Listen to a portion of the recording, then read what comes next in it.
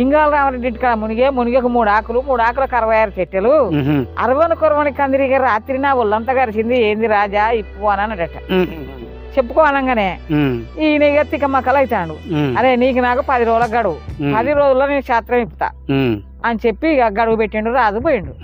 ఏ ఊరు తిరిగినా ఇప్పిన నాదుడు ఎవరు లేరు. 10 రోజులు తిరిగి వచ్చి అలాగా కథం రాజ్యం రాసియాల మనకి ఆ పోకిరి ఏదోకు ఈ రాజు రాజ్యం. ఆయన చిన్న కొడలు వంతు చిన్న కొడలు ఇంటికి పోయిండు. పోయింది తలకాయ పట్టుకొని కూర్చున్నాడు. మావయ్య ఎందుకు మావయ్య నువ్వు ఎప్పుడైనా మంచిగుంటూ ఇట్టెందుకుంటానో మావయ్య అని కొడలు అడిగింది. లేదమ్మా ఒక పోకిరి ఎదువా నాతోటి చిరుత కట్టిండు, ఒక శాస్త్రం వేసిండు. ఆ శాస్త్రం నేను ఇప్పలేకపోయిన తల్లి, నేను ఇప్పకుంటే మనకి నా రాజ్యం ఇయ్యాలి. వాడు గనక ఓడిపోతే నా ఇంట్లో వాడు పాచి పని చేయాలి, జీతం ఉండాలి నాకు. అట్లని మేము కవులు కాగితాలు రాసుకున్నాం అమ్మా. మన శాస్త్రం నేను ఇప్పలేకపోయినా నా రాజ్యం పోద్దామని నాకు డౌట్ ఉన్నదమ్మా అన్నాడు. ఎవరు వేసిండమ్మా అంటే పలానోడు. ఏమని వేసిండంటే ఇంగాల రామరెడ్డి మునిగే 3 ఆకులు 3 ఆకులకు 66 చెట్టెలు అరవని కొరవని కందిరిగా నా ఒళ్ళంతా గరిచింది రాత్రి రాజా ఏందో చెప్పు అని చెప్పన్నాడు. అంటే నేను 10 రోజుల గడువు పెట్టినమ్మా. ఏ ఊరికి పోయినా ఈ శాస్త్రం ఇప్పిన మానవుడు లేడు. ఇక నా అర్ధరాజ్యం పోతే నాకు గుంజాయిది పడ్డదమ్మా నా రాజ్యం. నేను రాదును కదా ఆయనకి ఎట్టి ఎలా రాజ్యం అని చెప్పి బాధపడతానని చెప్పి అంటాడు ఈ రాజు. పోయి మావయ్య ఈ నాకు ఇంత పత్రం చెప్పొద్దా మావయ్య, 10 ఊళ్ళు తిరిగి వచ్చినావు, ఇగో ఊరు కుత్తరన్న పరదెచ్చానన్న బొడ్డు సావట్లా నువ్వు 17 14 పరదలు కట్టించి మేన పంపి నాకు.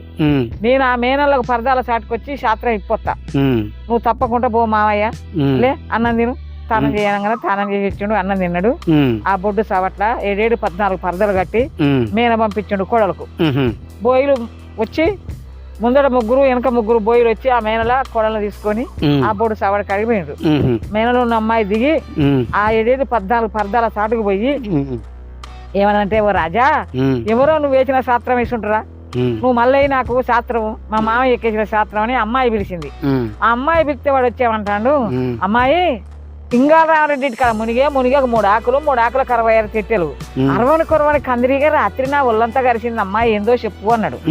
అంటే ఓ రాజా ఓరి పోకిరి ఎదవా, నీళ్ళ మీద వసంటి కొడవలి పాల మీగడసంటి గడ్డి కోసి ముందటెత్తే తినని గాడిని చెప్పుతోడు కొట్టాలా దేనితోడు కొట్టాలా ఎత్తురు మేనెత్తురు అన్నది